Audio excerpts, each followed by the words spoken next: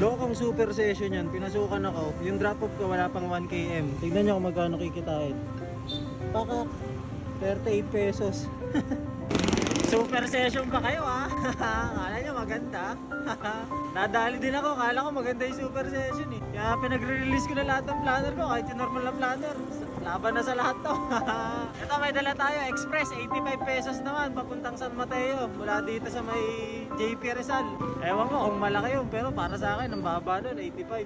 Okay lang yan. Kasi ang kailangan lang naman natin ngayon is KGR. Kailangan natin mga 14 sa loob ng 2 araw bago matapos yung February. Para makabalik tayo at hindi tayo magkaroon ng malalayong deliver. Malag na yan, okay na yan. Walay! Drop na tayo, tignan natin kung magkano. Kakap, 85 pesos. Sa tirik ng init na to. Pinasukan ako ng Express. Ito, same lang halos yung layo ng drop off. Pero mas malaki to, 50 pesos. Kanina, 38 pesos eh. Sakit mo sa ulo ya. Charge check. 50 pesos. Mas malaki din sa isa.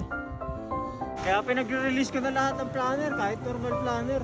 Lalo na yung super session. Wala, ganun din naman eh. Mas pinababa lang talaga. Check natin yung mga earnings ng tropa natin sa Ayala. Tsaka kung goods ba sila sa super session o hindi. Feel ko hindi din eh. Ito, triple book, 197. Tapos lahat along the way lang, di ba? Kung ganyan sana palagi, maganda, hindi yung magbubukas pa kayo ng ibang ano-ano. Na-deliver na natin yung triple book natin at andito tayo sa SM San Mateo. Maraming umiiwas na parking dito. I mean, may narinig ako na pangat mag-parking dito kasi ang haba daw ng process. Kasi bibigyan ka ng card dun sa entrance. Ayan, yung card na yan, na green. Tapos ipapapalit mo daw yan sa second floor ng orange card. Siguro ayun yung clearance para maka-exit ka. Tingnan natin kung magiging matrabaho ba o hindi. Kasi may pick up tayo dito. Abono Express. Let's see kung magiging hassle o hindi.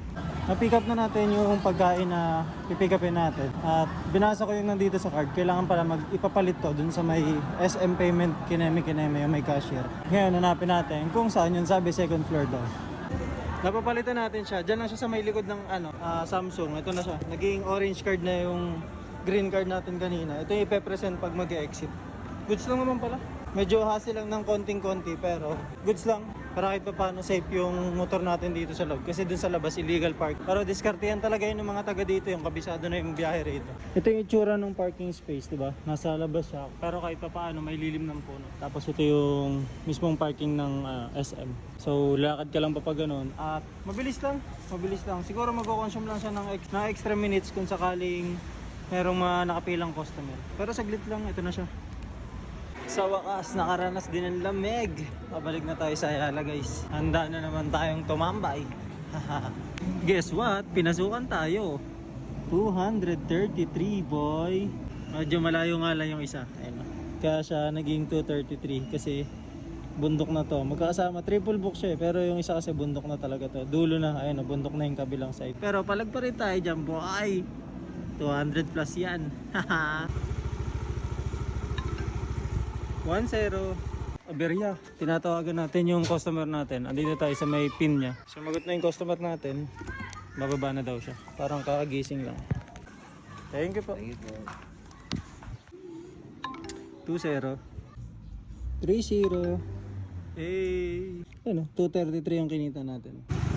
Pagbaba na tayo ng Marikina. Nasa bundok tayo. Kota na ako. 10 na ako. Tapos ang kailangan ko lang araw-araw 7, tsaka bukas 7. Pero mamaya lalabas pa ako, papahinga lang ako kasi mapapadaan sa bahay. Ganda ng view, kaso ang usak. Sayang oh, kita sana yung buong Metro Manila.